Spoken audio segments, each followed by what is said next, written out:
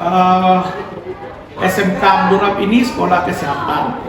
Kita punya 3 program keahlian. Yang pertama teknik laboratorium medik, yang kedua kita punya teknologi informasi, yang ketiga kita punya asisten keperawatan. Nah, ketiga-tiga ini untuk secara general masuk ke sekolah jika siswa ingin mendaftar ke SMK Abdurrahab Pekanbaru. Yang paling terpenting di sini adalah kita harus mengikuti yang namakan dengan seleksi tes kesehatan. Nah, seleksi tes kesehatan seperti misalnya kita tes dari mana kita mengetahui seleksi tes kesehatan mereka dari hasil tes urin. Ya, apa yang akan kita seleksi dari tes urin itu? Yang pertama, apakah calon siswa kita itu narkoba atau enggak? Yang kedua, mohon maaf bagi siswa perempuan misalnya hamil apa tidak. Dan yang ketiga baru tes buta warna. Nah, karena kita sekolah kesehatan, terus jelas itu penting. Apalagi yang dinamakan dengan buta warna. Ya, misalnya kita seleksi dari ujian tertulis seperti misalnya ujian tulis kan bahasa Inggris, matematika dan lain itu kita nggak ada. Nah, tapi ada satu yang unik dari kita untuk mengetahui sejauh mana siswa kita ini paham dan mengerti tentang literasi. Nah, ya maksudnya literasi numerasi, literasi baca tulis, misalnya literasi digitalnya. Nah, ada itu secara digitalisasi kita punya tanya jawab, ada pertanyaan 10 atau 20 pertanyaan yang dijawab oleh siswa melalui digitalnya. Nah, tetapi bukan untuk menentukan siswa kita itu lulus apa tidak, tapi yang untuk menentukan siswa lulus atau tidaknya berdasarkan hasil tes kesehatan tadi. Itu kalau mereka sudah lulus tes kesehatan, sudah juga melakukan tes yang seperti literasi yang seperti yang saya bilang tadi, maka mereka sudah berhak dan melakukan pendaftaran. Dan kita tidak ada gelombang 1, pengumuman gelombang 1, gelombang 2, gelombang 3 juga kita nggak ada. Maka karena dia sudah lulus, maka silakan lakukan pendaftaran ulang dengan kuota yang kita sediakan. Setiap tahun kita menyediakan kuota itu 7 kelas, ya, dengan jumlah siswa 210. Nah, kalau itu udah lulus, berarti calon siswa kita ini sudah kita terima menjadi siswa SMK Abdurrahab Pekanbaru. Untuk memperkenalkan sekolah kita ini, nah kekuatan media sosial itu kita mainkan. Nah, kita ada brosurnya seperti digital, kita ada digital dan ada secara manual gitu kan. Nah, secara digitalnya itu tadi itu. Nah, kita mainkan media sosial kita semuanya. Baik itu media sosial mulai dari IG, Instagram, Facebook, TikTok, YouTube, dan berbagai macam media sosial yang lainnya kita mainkan. Nah, ciri khas dari sekolah SMK Abdurrahab ini salah satunya, dia lebih banyak siswa yang berada dari daerah dibandingkan dengan ada dalam kota Pekanbaru. Perbandingannya tuh 60-40 gitu. Kemudian Pak, izin bertanya, apa saja prestasi yang sudah diraih dari siswa? Dari ekstrakurikulernya. Kalau kita berbicara prestasi, branding sekolah kita itu adalah sekolah research. Ya, jadi branding SMK Abdurrahab itu dia adalah sekolah research. Dia banyak mendulang prestasi melalui penelitian yang dinamakan dengan seperti lomba-lomba LKTI. Nah itu karya ilmiah. Itu yang kamu foto tadi itu adalah sekolah research. Jadi hasil dari branding sekolah research, hasil dari penelitian-penelitian yang melalui karya tulis ilmiah. Karena kita mempunyai laboratorium yang lengkap, itu sekolah kesehatan. Dan juga laboratorium kita itu dipergunakan juga dimanfaatkan oleh dosen dari sekolah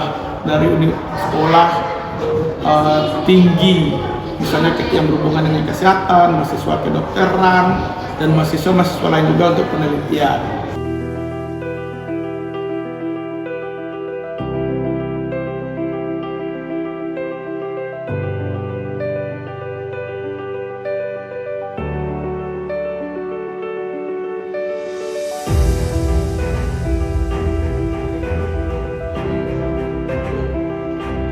bagaimana orientasi setelah peserta didik itu orientasi peserta didik. Berarti kegiatan masa orientasinya ya. Nah, kalau di sini kan sekarang namanya bukan masa orientasi lagi, namanya itu masa pengenalan lingkungan sekolah atau MPLS ya. Nah, jadi kalau di sini kita MPLS itu dilaksanakan selama 3 hari. Jadi kalau di hari pertama itu kita ada kegiatan pertemuan orang tua terlebih dahulu. Nah, itu kita sekaligus pembukaan, kemudian ada kegiatan namanya parenting. Kita isi dengan kegiatan parenting, kemudian serah terima peserta didik baru itu dari orang tua ke kita, ke pihak sekolah. Kemudian nanti kegiatannya itu siangnya baru dilanjutkan dengan kegiatan seperti leadership gitu. Ya, kegiatan materi leadership. Pertanyaannya, bagaimana peran guru ataupun kepala sekolah dalam manajemen peserta didik? Ya, peranan guru dan kepala sekolah itu sangat berperan sekali di sini gitu. Jadi untuk masalah sikap dan perilaku siswa itu bukan hanya guru bidang studi atau wali kelas saja yang berperan aktif untuk melihat itu, untuk menjadi baik. Semua warga sekolah. Seperti kita kan punya guru piket. Nah, setiap hari guru piket itu memantau jam masuk kelas, berarti semua siswa masuk kelas gitu. Kepala sekolah juga kalau ketika melihat siswa misalnya pakaiannya dikeluarkan, nah misalnya di jam pelajaran ya, kepala sekolah untuk menegur gitu. Jadi kami di sini semua warga sekolah itu memperhatikan bagaimana perkembangan sikap perilaku siswa dalam mengikuti aturan-aturan sekolah itu. Semuanya berperan gitu. Sudah mulai masuk itu sekolahnya. Kemudian bagaimana mengatur kehadiran dan ketidakhadiran dari absensinya saat itu? Nah iya. Ya saya itu lagi batuk. Kita kan sudah ada wali kelas tuh. Ini dari anak-anak itu, kita kan ada rapor itu. Nah, memang kita masuk di sini kita mulai tes tertulis atau tes psikologi apa tidak ada. Tapi dari situ kami rekap semua data siswa, kemudian kita kelompokkan berapa yang prestasi, berapa yang praktis. Itulah nanti akan kita bagikan di kelas-kelas. Jadi kita tidak ada yang namanya kelas unggul, kelas apa itu kita nggak ada. Tapi kita memang sudah kita bagi secara seimbang. Dia mereka bersaing di situ. Apa saja organisasi dan kegiatan ekstrakurikuler yang Ya kalau organisasi kita di sini kemudian apa nih? Kalau di sekolah lain itu namanya Rohis ya. Kalau kita sih namanya Cintai Rak. Sama di yayasan itu namanya Cintai Rak. Tapi kan kegiatannya sama dengan kegiatan Rohis seperti itu. Menghandle kegiatan keagamaan misalnya seperti itu. Kalau untuk eskul kita adakan setiap hari Sabtu. Eskul kita banyak sekitar 12 eskul. Ada pramuka, tahfiz, PMR, kemudian ada karya tulisannya, kewirausahaan, ada futsal, ada badminton, English club, rasanya English club, ya itu. bagaimana kode etik di masyarakat? Nah, kalau masalah kode etik, ya alhamdulillah ya, ini memang pihak luar yang mengakui. Kita setiap tahun itu kan anak-anak kita PKL tuh di rumah sakit, itu jurusan yang labor, kemudian yang jurusan apotik itu yang jurusan farmasi. Di sekolah kita ada nilai-nilai yang kita terapkan untuk seluruh siswa kita. Dari kelas 10, pertama kali mereka masuk itu kegiatan MPLS itu memang ada materi yang namanya Raga ini kita, 3 ini kita terapkan. Raga ini nilai-nilai ini terapkan ke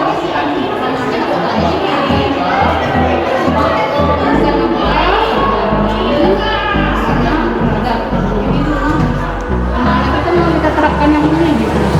Hold me close till I get up. Time is barely on our side. I don't wanna waste what's left. The storms we chase are leading us, and love is all we'll ever trust. Yeah, no, I don't wanna waste what's left. And on we'll go through the highways till my shadow turns to sun rays. And on